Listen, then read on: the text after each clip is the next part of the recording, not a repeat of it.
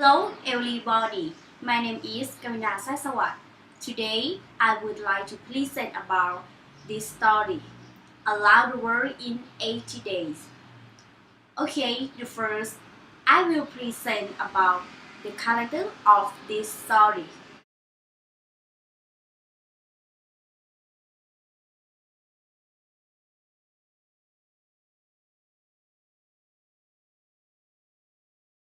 This Fox, the protagonist, was a lonesome person who lived with his president. Mr. Frog was thought to be rich, although no one knew where his list came from. John Passepartout. He came to England for the simple life. In the past, he had all kinds of exciting jobs, but now he wanted an easy life as a butler. He hoped that nothing extraordinary happens while he works.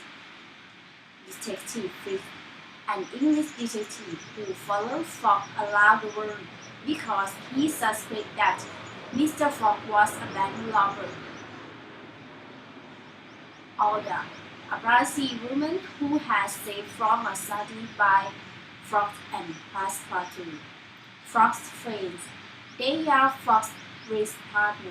He's usually a very sensible man, but he actually thinks that he can travel around the world in only 80 days. They don't think he can do it, so they bet him 2,000 pounds.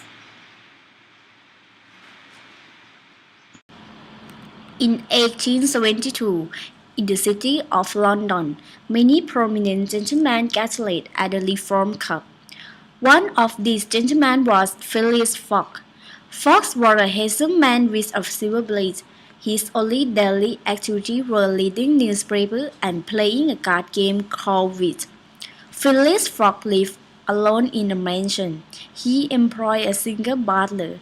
In fact, Fogg prized his current butler because he had brought him his shaving water at 84 degrees Fahrenheit, less than 86. He employed John Passepartout to his new butler.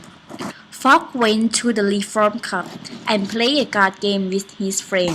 They talked about a bank robber. The conversation led to the wager. His friend didn't think a man can go around the world in 80 days, but he told he can. Fogg accepted the wager for 20,000 pounds. He will receive 40,000 pounds if he can go around the world in 80 days. Fogg and Passepartout left London by train at 8:45. A few days later, London's chief of police was handed a telegraph. The telegraph was sent by a British detective named Frick. Mr. Frick had been sent to Surrey to hunt for the thief. When he looked at the passport, the picture of Phileas Fogg matched the description of the thief exactly.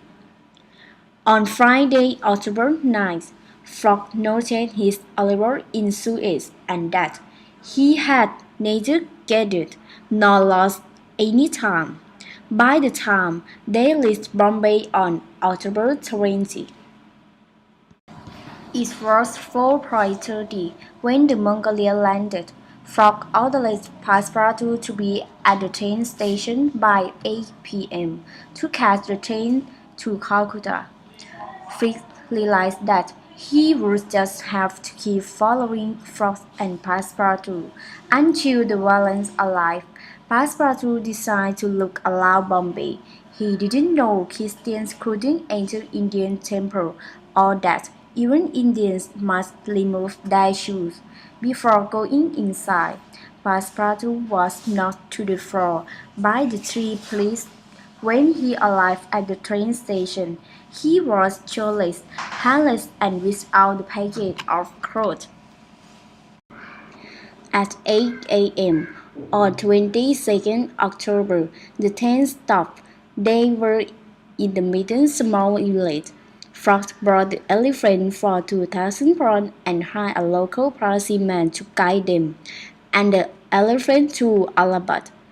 At 4 p.m. the next day, the elephants stopped moving. They front a procession of bridesmaids and a beautiful young woman, her name Alda. She will be burned with her dead husband. Frog and Sparkle save her. On the train to Calcutta, Alda became conscious. The train reached Calcutta at 7 a.m.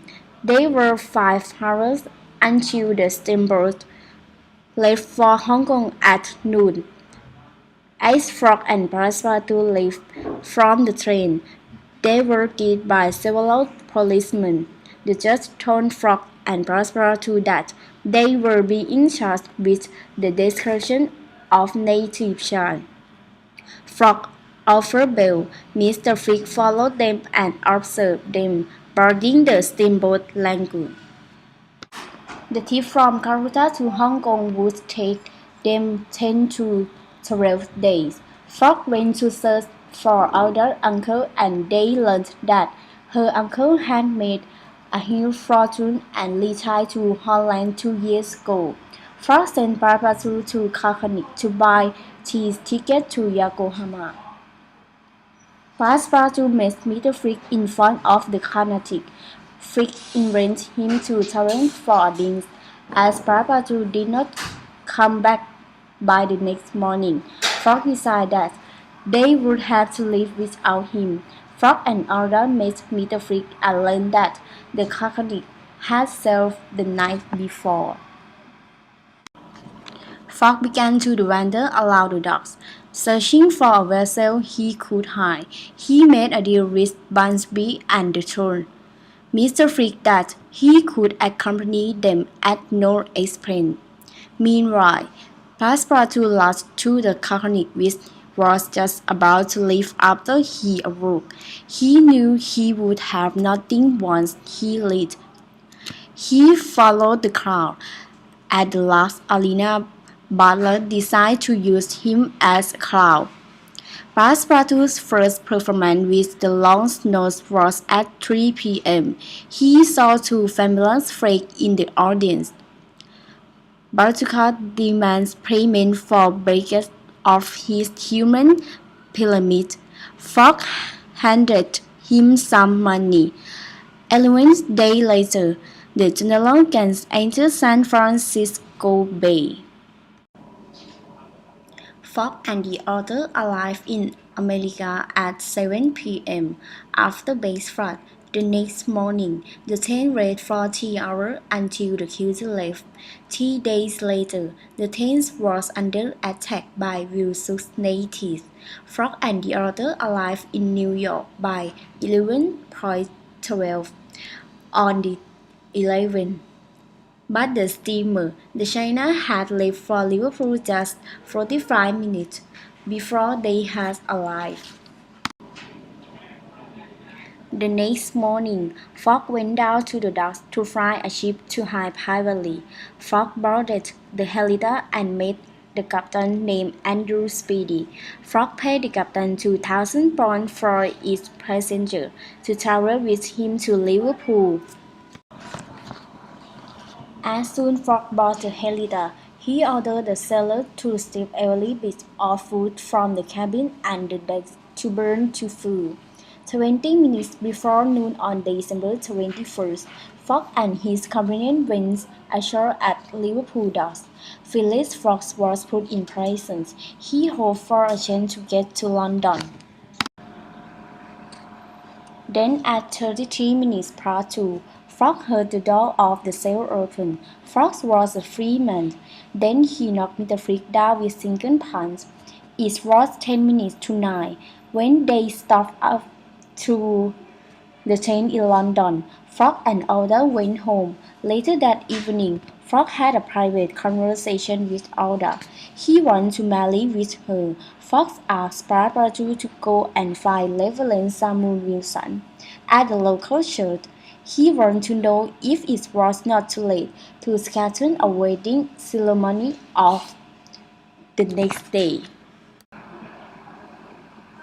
At 35 minutes past 8, Passepartout staggered back to Frog's house and told Frog Tomorrow was Sunday, not Monday. Phyllis Frost jumped into a cab, went to the Reform Club.